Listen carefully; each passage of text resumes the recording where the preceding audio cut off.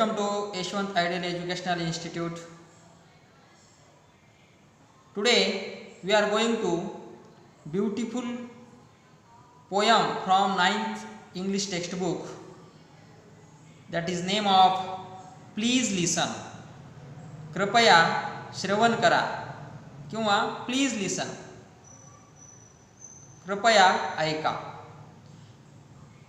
The poet of this poem is unknown, but we can know the importance of listening through this poem. The speaker has appealed us to listen carefully and not to talk unnecessarily. The speaker does not like the advices when he intends to speak anyone. Some people also advise him to change his feelings. He does not like anybody's interfere in his person's life. He criticizes some of the people because they do not listen but always talk. According to him, giving advice is very simple and cheap. Some publish advices in newspaper over the problems in return of the money. The speaker is discouraged but not helpless. He is against of the interfere of the parents in their children. If children are able to do the things in their own way, the parents should not advise them, otherwise they feel troublesome. The parents have to understand their children's feelings and emotions. The poet considered the God as good listener because he listens all. The poet humbly says that he would become a good listener by listening others. This is the introductions या summary of this poem. तर विद्यार्थी मित्रो, मी तुम्हाला थोडक्यामध्ये या कवितेची summary सांगितलेली आहे किंवा सारांश मध्ये काय आहे. तर या कवितेला कवी नाहीत, तरी सुद्धा कोणी अज्ञात कवीने ही कविता लिहिलेली आहे आणि ते या कवितेमध्ये हे कवी एक टीनेजर्स आहेत, एक किशोरवयीन बालक आहे, मुलगा आहे किंवा मुलगी असेल, आणि ते श्रवण किंवा ऐकणे किती महत्त्वाचे आहे हे वस्तुस्थितीमधून सांगण्यात आलेले आहे. कवीने आपणा सर्वांना आवाहन केलेले आहे की आपण एखाद्याचे म्हणणे काळजीपूर्वक ऐकले पाहिजे व अनावश्यक बोलणे टाळले पाहिजे. जेव्हा जेव्हा या कवीला त्यांचे म्हणणे मांडायचे असते तेव्हा तेव्हा लोक त्याला सल्ला देतात, त्या कवीला सल्ला देतात. हे कवीला रुचत नाही. कवीच्या मते एखाद्याला सल्ला देणे ही खूप सोपी गोष्ट आहे, पण कवीच्या मते एखाद्याला सल्ला देणे म्हणजेच काही व्यक्ती पैसे कमवण्यासाठी वर्तमानपत्रात समस्यावर सल्ला देतात. कवी त्यांच्या वैयक्तिक आयुष्यात कोणीही न डोकावण्याचे सुद्धा सांगतो. तो निराश असला, असह्य असला तरी मात्र तो असह्य नाही असं तो सांगतो. काही गोष्टी मुले स्वतः करण्यास समर्थ असतात, परंतु जे त्यांचे पालक असतात त्यात ते लुडबुड करतात. अशा गोष्टी मुलांसाठी खूप त्रासदायक ठरतात. पालकांनाही मुलांच्या भावना समजून घ्याव्यात अशी अपेक्षा कवी या कवितेच्या माध्यमामधून करत आहे. कवी देवाला एक आदर्श श्रोता समजतो, कारण तो सर्वांचे म्हणणे ऐकतो. आणि शेवटी कवी नम्रपणे सांगतो की त्याला सुद्धा बोलणाऱ्याची म्हणणे ऐकून घ्यायची आहे, ऐकावयाची आहे. तर एकंदरीत हा कवितेचा सारांश आहे. Let's get started. This poem The title of the poem, Please Listen. कृपया ऐका, ऐकून घ्या किंवा माझे ऐका. The first stanza of this poem, when I ask you to listen to me and you start giving me advice, you have not done what I ask. When I ask you to listen to me, जेव्हा मी एखाद्याला बोलतो किंवा काही विचारू पाहतो किंवा एखाद्याला म्हणतो की माझे ऐका, and you start giving me advice, you have not done what I asked, तेव्हा ती व्यक्ती मात्र माझे म्हणणे पूर्ण ऐकण्याऐवजी मला सल्ला देते. मी सांगितलेले तुम्ही केले नाही. कवी म्हणतो, मी एखाद्याला म्हणतो की माझे ऐका, तर तो व्यक्ती माझे ऐकून घेण्याऐवजी ती व्यक्ती मला सल्ला देते. When I ask you to listen to me and you start giving advice to me instead, it is clear that you have not done what I have asked. We shall see the second stanza. When I ask you to listen to me and you begin to tell me why I shouldn't feel that way, you are trampling on my feelings. Trampling means दाबून टाकणे, मनातल्या मनात भावना दाबून टाकणे. When I ask you to listen to me, जेव्हा मी तुम्हाला म्हणतो की तुम्ही माझे ऐका, and you begin to tell me why I shouldn't feel that way, एवढेच नाही तर ऐकणारी व्यक्ती मलाच माझ्या भावना बदलण्यासाठी मार्गदर्शनही करते. You are trampling on my feelings. आणि तुम्ही माझ्या भावना दाबून टाकत आहात. मला जे माझे विचार तुम्हाला ऐकवायचे आहेत तुम्ही ते ऐकूनच घेत नाहीत. You begin to tell me why I shouldn't feel that way. आणि माझ्याच भावना बदलण्यासाठी तुम्ही मला मार्गदर्शन करता. तुम्ही तुमचं बोलायला सुरू करता.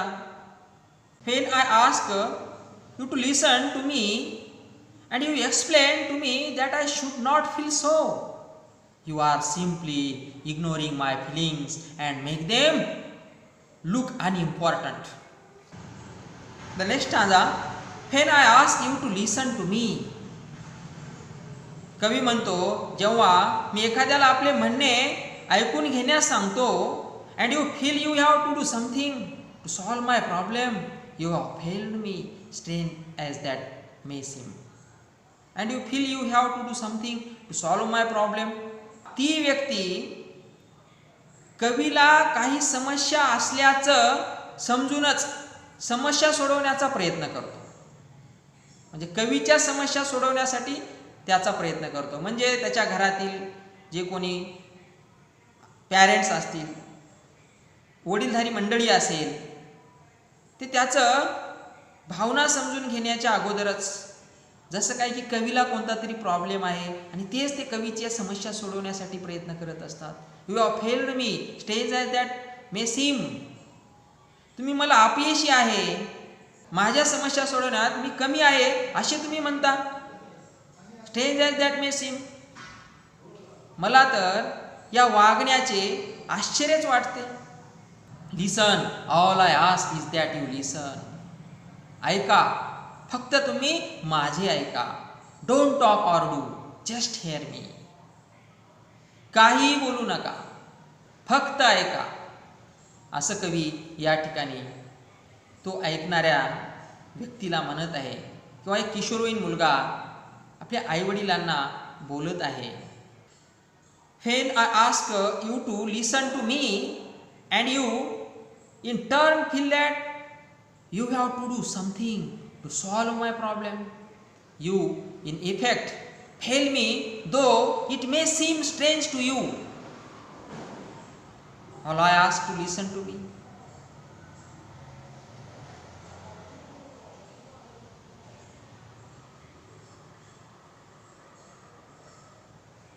I want neither your explanation nor your help. I just want you to hear me out. The next stanza, advice is cheap, 20 cents will get. You both, dear Abby and Billy Graham, in the same newspaper. Advice is cheap. Cheap means सहज, सोपा. सल्ला एकदम सोपा आहे. सल्ला देणे एकदम सोपा आहे. 20 cents will get. You both, dear Abby and Billy Graham, in the same newspaper. 20 cents. Here are US dollar. कुणालाही सल्ला देणे सोपे असते. काही पैशासाठी वर्तमानपत्रात सुद्धा समस्यावर सल्ला देणारी लेख असतात, सदरे असतात, असं कवी या ठिकाणी आपल्याला म्हणत आहे. सल्ला कुणीही देतं, ते सहज सोपं आहे. वर्तमानपत्र जर आपण बघितलं तर त्यामध्ये सल्ला देणारे खूप सदे असतात, असं या ठिकाणी कवी म्हणत आहे. आणि ते सुद्धा काही पैशासाठी. 20 cents will get. काही पैशासाठी ते आपल्याला मिळू शकतं, आपल्याला तो सल्ला मिळतो. So therefore advice is cheap. Getting advice is an inexpensive affair nowadays. A newspaper as cheap as 20 cents in issue carries columns by agony aunts and uncles. That is, columnists who give answers to the emotional problems of the readers, here specified as Abby and Billy Graham. You will see the next stanza of this poem. And I can do for myself. I am not helpless, maybe discouraged and faltering but not helpless. माझ्या अडचणी मी solve करू शकतो. I can do for myself. माझे स्वतः problem मी solve करू शकतो. I am not helpless. मी असहाय्य झालेलो नाही. May be discourage and faltering but not helpless. May be discourage, मी थोडासा निराश झालो आहे. अँड फॉल्टरिंग मीन्स अडखळत बोलणे. अडखळलो, मी जरी थोडासा निराश झालो, थोडा अडखळलो, बट नॉट हेल्पलेस, परंतु त्याचा अर्थ असा नाही की मी पूर्णतः असहाय्य आहे. माझे धैर्य खचलेले नाही. I can do for my self.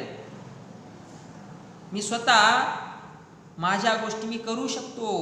मला आलेली संकटे मी सोडवू शकतो, सॉल्व करू शकतो.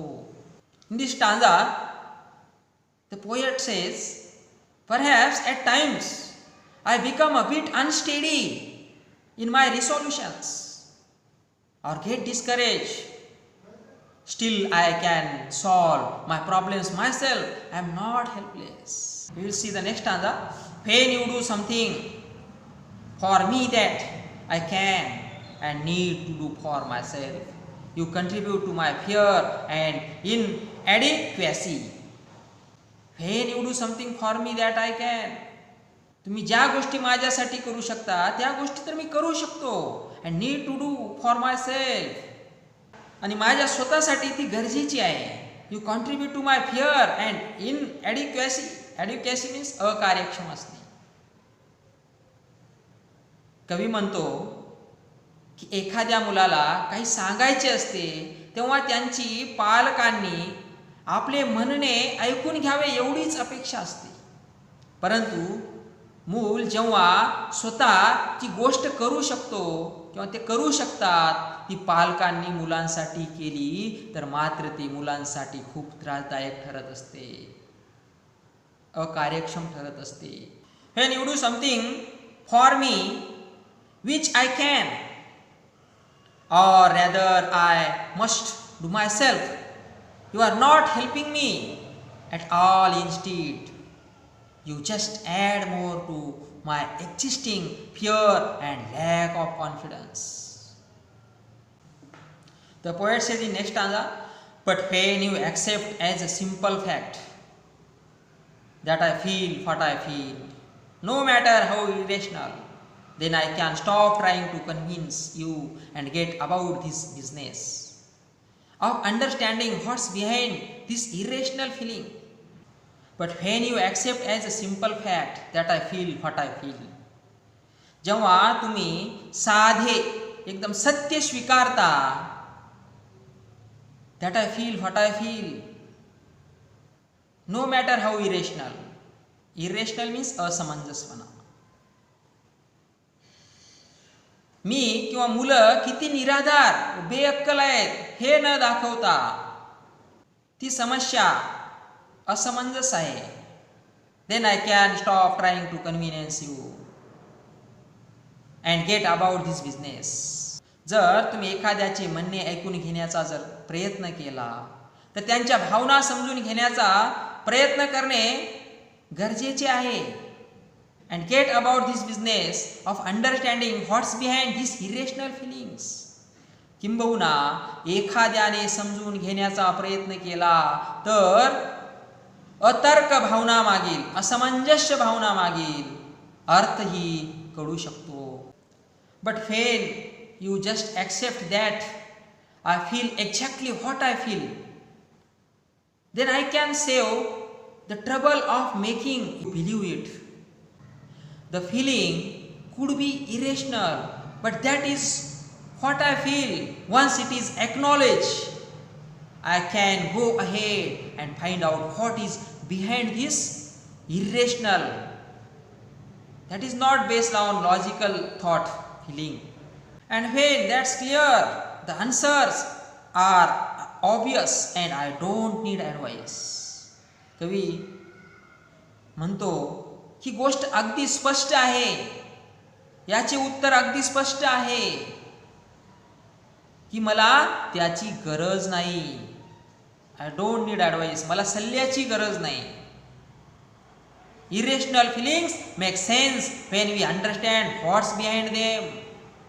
ज्या असमंजस भावना आहेत त्या असमंजस्य भावनांच्या पाठीमागचा अर्थ मी समजून घेऊ शकतो, आम्हाला समजतो, असं कवी या ठिकाणी म्हणत आहे. The poet says and when that is clear the answer present themselves clear and easy to understand. Of course I don't need any advice. Perhaps that's why prayer works sometimes for some people because God is mute and he doesn't give advice or try to fix things. Perhaps that's why prayer works sometimes for some people because God is mute. तो परमेश्वर असतो, परमेश्वराला आपण प्रार्थना करत असतो, पण तो मात्र आपली प्रार्थना शांतपणे कोणताही सल्ला न देता आपल्याला त्याच्यातून मार्ग दाखवतो, त्याची समस्या सोडवण्यासाठी त्याच्या डोक्यामध्ये कोणते तरी चांगले विचार देतो. कारण का परमेश्वर आपल्यासाठी एखादी गोष्ट निश्चित करत नाही. तुमची प्रार्थना तो ऐकून घेतो, ती प्रार्थना न ऐकताच तुम्हाला सल्ला देत नाही, असं कवी या ठिकाणी आपल्याला म्हणत आहे. According to the speaker of the poem, the speaker then adds that this could be perhaps the reason why prayer becomes effective sometimes for some people. God neither speaks nor gives advice, nor does he try to solve problems on our behalf. God just listens and lets you to solve the problem yourself. म्हणजे कवी आपण ईश्वराला केलेली प्रार्थना फक्त ऐकून घेण्याचे काम करतो. तो त्यांना सल्ला देत नाही.